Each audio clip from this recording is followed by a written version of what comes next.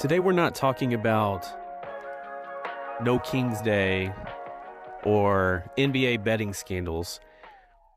We're going to talk about something far more foundational. We're going to talk about the value of a human life. I don't know if you've seen this or if you're paying attention, and that's really what I'm getting at with every episode that I put out. Are you paying attention? Are you paying attention to what's happening in our world? Are you paying attention to the things that can affect you? Maybe they don't affect you right now, but they could affect you in the future. Okay, so in Canada, there's a program called M.A.I.D. M.A.I.D, M-A-I-D, stands for the Medical Assistance in Dying Program. It was once sold as a rare, compassionate measure for the terminally ill, but guys, look at what it's become. We are watching a slow-motion cultural disaster unfold. This is transforming from a supposed safeguard for the dying to a ready-made solution for the vulnerable. When a nation starts offering death to the disabled, to the poor, or those struggling with mental health instead of offering them a home, care, hope, prayer, we have crossed a moral chasm. We are on the precipice of what opponents warned about for years, the ultimate slippery slope. Today we're going to check out and take a deep dive into the M.A.I.D program, what's going on, the stories of those that were failed by the system, and what this radical shift tells us about the collapsing value of the sanctity of life in the modern West. First, what we're going to do is listen to a report from the Daily Wire and the reporter Amanda Prestigiacomo, and she's going to break down what M.A.I.D is, how it's affecting, and then we're going to discuss how we as traditionally conservative Christians should view this and what our role is when it comes to helping those that are dealing with illness, be it physical and mental. Check this out. Euthanasia program known as M.A.I.D is rapidly expanding, with some groups calling for minors as young as 12 years old to be included in the government-funded program. Here with the details is Daily Wire reporter Amanda Prestigiacomo. So, Amanda, we've reported on this show before, but just give us some background. What is the M.A.I.D program, and what exactly is its stated purpose? Yeah, so M.A.I.D, which stands for Medical Assistance in Dying, it's effectively a euthanasia program funded by the Canadian government.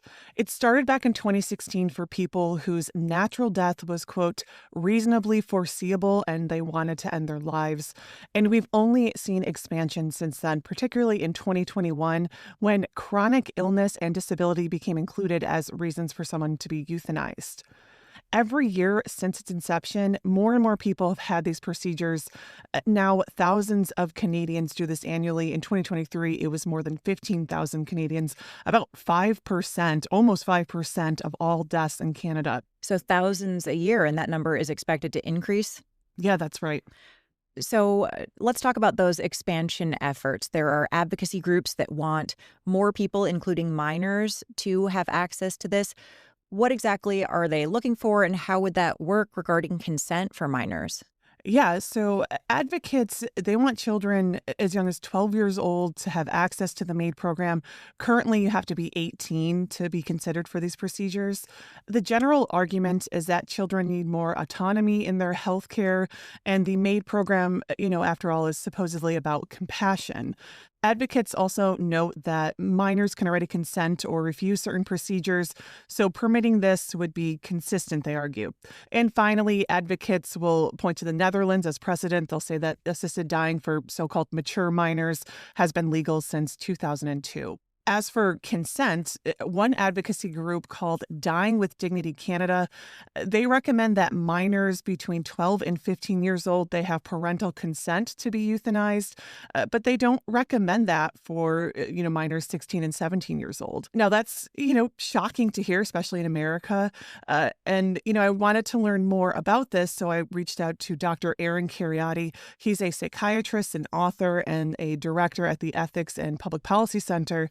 I asked him if he thought this movement for, mature minors to be included in this, if this is, fringe and unlikely or something that, could happen pretty soon in Canada. Here's what he told me. A few years ago, I would have said, no, I don't think the Canadian regime is going to go that far to have so-called mature minors, adolescents, avail themselves of euthanasia. But now sad to say, I wouldn't put it past them. And there is a kind of gruesome, relentless logic at work here. And this is why the logical slippery slope argument is a valid argument. And the reason it's a valid argument is once you cross the line of allowing doctors to kill patients, once you cross the line of accepting the basic premise of the euthanasia movement, which is that some lives are not worth living and therefore these people should be killed by the medical profession, then it's very hard to argue that there should be any limitations.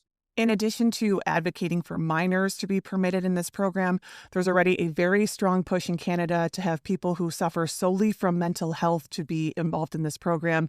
That's actually set to take effect in 2027. Dr. Cariati told me that it's actually already happening in Canada. I remember one case of, I believe it was a 27-year-old female, a woman in her 20s, whose sole diagnosis was autism and ADHD, neither of which are terminal conditions. Even if it's not officially legalized in Canada yet, that psychiatric conditions can be used as the sole criteria for euthanasia. There have been reported cases in the literature where clearly that's been happening already. Now, euthanasia is not legal in the U.S. However, there are a number of states that do permit assisted suicide. So this is a domestic movement that we're watching closely here, and it certainly has been influenced by our neighbors up north. Well, a disturbing trend. Amanda, thanks for reporting. So this program is staggering. And it seems to me just to be a gateway to them eventually, as she reported, allowing children to make a decision to end their own life. We are already dealing with other policies in the United States that are allowing children to make decisions over their life as far as gender appropriation goes. And now Canada is starting to let them and beginning the programs to let the youth of their country decide if a mental illness is enough to terminate their own life. Our parents' biggest concern was who our spouse would be. If a boy decided to get earrings, are we watching too much MTV? Now, let me paint a picture for you. And I pray this is never you.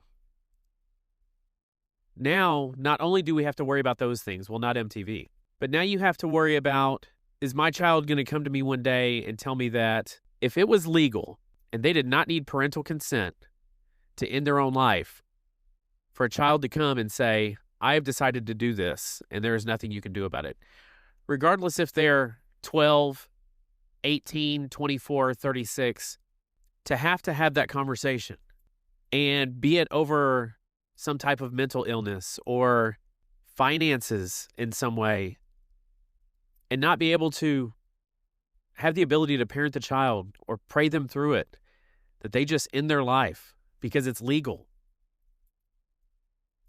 That's a real and terrifying situation for somebody right now in Canada. That's next door. That's not on the other side of the earth. That's where that's happening. Guys, this is something to pay attention to. This is not something that's just going to go away. You can't brush this under the rug. This is something that we need to, as Christians, be praying over. Pray for these kids. Pray for this country. Pray for our country, but pray for Canada. I mean, what is going on? Let's take a look at, what our roles as Christians would be in this, okay? Remember, the sanctity of life and divine sovereignty. So, the core theological argument is the belief in the sanctity of human life. Life is a gift from God. We believe that human life is sacred and inherently valuable from conception to natural death. Conception to natural death, regardless of its quality or condition, This value comes from being created in the image of God. Only God gives and takes life. The decision to end a human life belongs exclusively to God. He is sovereign author and the sustainer of life. To intentionally end a life, even one's own, is often viewed as usurping God's authority. M.A.I.D is considered a direct violation of the commandment against killing and a rejection of the belief that God alone determines the time and manner of death. Second would be how Christians consider suffering as redemptive and the value of endurance. While I am not minimizing the pain, I get it that there are some people that are dealing with horrible, diseases that are eating away at them, and their quality of life is terrible. But I, for one, believe in the power of healing and the power of prayer. And while I am not minimizing that pain, our theology frequently views suffering not merely as something to be avoided, but as having a potentially redemptive purpose or spiritual value. It can be seen as a path to spiritual growth, developing endurance, and drawing closer to God. There are illnesses that they're letting people terminate their life for that they could come back from. They're taking the power of healing out of God's hands and putting the power of death into their own. Opting for M.A.I.D bypasses the opportunity for spiritual deepening and detracts from the moral obligation of the community to care for the vulnerable and the suffering, and it bypasses the opportunity for healing. What are we praying for? We're not praying for a quick death. We're not praying for this to be over. We're praying for healing. Thirdly, there is a deep concern that expanding M.A.I.D, especially regarding the removal of the requirement for natural death to be reasonably foreseeable or the future inclusion of mental illness as a sole condition. This places vulnerable populations like the elderly, disabled, mentally ill, or those with inadequate social support at risk. Guys, we already have a problem with our youth and the normalization of suicide. And now in Canada, they're going to make it something that you can go to the doctor and get prescribed. This is a slippery slope. When assisted dying moves from being an option for unbearable suffering to an expectation for an easier solution for societal failures like inadequate health care or housing or disability support, they argue that the focus shifts from caring for the person to eliminating the suffering through death. Legalizing and expanding M.A.I.D undermines the fundamental values that we place on human life, potentially leading to a devaluation of life among those considered burdensome or less productive. So what this could be used for is eliminating people that are considered burdensome. You're too old. Send him to M.A.I.D. You're too poor. Send her to M.A.I.D. You have no job and you're a drain on the economy. I got a solution. Send them to M.A.I.D. This cannot be the answer. You're turning people with certain conditions into trash to be disposed of. Burdens on a society that we don't want to take care of. This is not who we are. This is not what we believe. I've had loved ones suffer. I understand. So I come from a place where I get it. So you may be listening to this, and if you are somebody that is not a Christian, you are not going to see this the same way I do.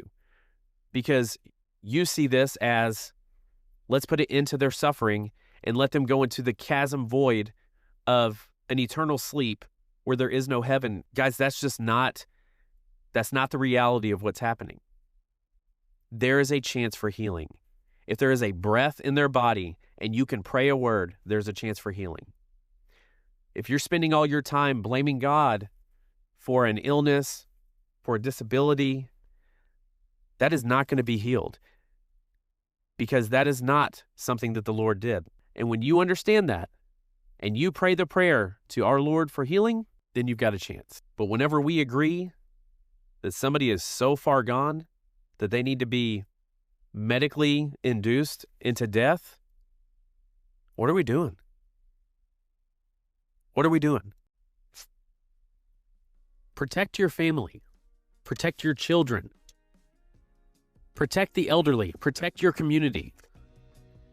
Don't close a blind eye to things that are happening right in front of you. Pray for these people. Pray for this nation. And stay aware of what's going on.